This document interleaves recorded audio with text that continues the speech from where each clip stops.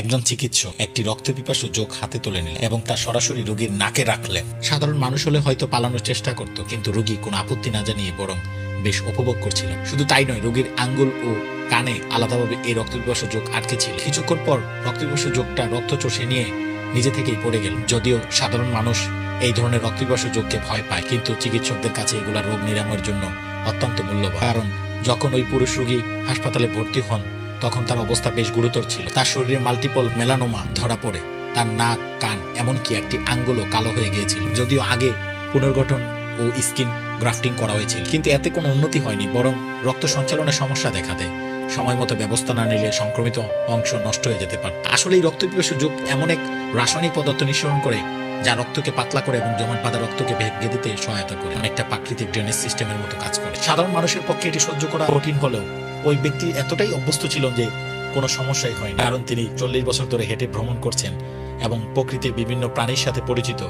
তবে এক নারী চিকিৎসকের জন্য এটি বেশ কঠিন হয়ে দাঁড়ায়, কারণ প্রাণীগুলো সহজেই রোগীর শরীরে আটকে থাকছিল না। পুরুষ চিকিৎসক বিষয়টি বুঝতে পারেন এবং হাসপাতাল আলো বন্ধ করে দেন। তখনই রক্তপিপাসু যোগগুলো সহজে রোগীর নাকে লেগে রক্ত চষে নিতে শুরু করে। কিছুক্ষণ পরে রোগীর সংক্রমিত অংশে রক্ত চলাচল স্বাভাবিক হতে থাকে এবং রক্তপিপাসু যোগগুলো অতিরিক্ত রক্ত শোষণ করে পড়ে যায়। কিন্তু যা কেউ কল্পনা করেনি তা হলো রোগী এসব রক্তপিপাসু যোগের প্রতি এতটাই স্নেহ জন্মিয়ে ফেলে যে তিনি এগুলোকে বাড়িতে পোষা প্রাণী হিসেবে নিয়ে যেতে চান। এদিকে একজন চিকিৎসক এক নারীর পেট কেটে তার ভেতর থেকে একটি ধারালো ফল কাটার ছুরি বের করে। সার্জারি বিভাগের প্রধান বিষয়টি দেখে হতবাক হয়ে যায়। একটি ছুরি কিভাবে শরীরের ভেতরে পৌঁছালো। অভিজ্ঞ ডাক্তার হয়েও তারা এমন ঘটনা আগে কখনো দেখেননি। তবে অবাক করা বিষয় হলো ওই নারীর পেটে শুধু একটি নয়, মোট 4টি ছুরি পাওয়া যায়।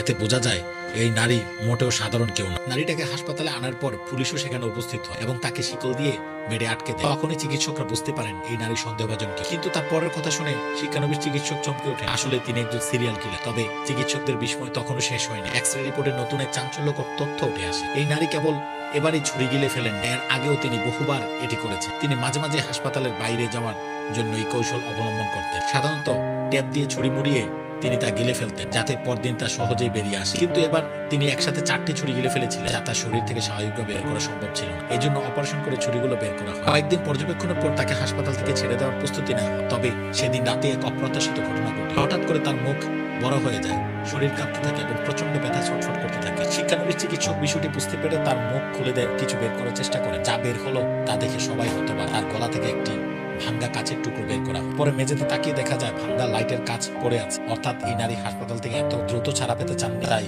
ইচ্ছাকৃতভাবে কাজ খেয়ে নিজের ক্ষতি করেছে, যাতে তাকে আরো কিছুদিন হাসপাতালে থাকতে হয়। কিন্তু এবার পরিস্থিতি আরো জটিল হয়ে ওঠে। তার গলা বন্ধ হয়ে আসে, শ্বাস নিতে পারছিলেন না। অবস্থা সংকটাপন্ন হয়ে পড়লে তাকে আবারও জরুরি অপারেশন করতে হয়। সৌভাগ্যক্রমে তিনি প্রাণে বেঁচে যান।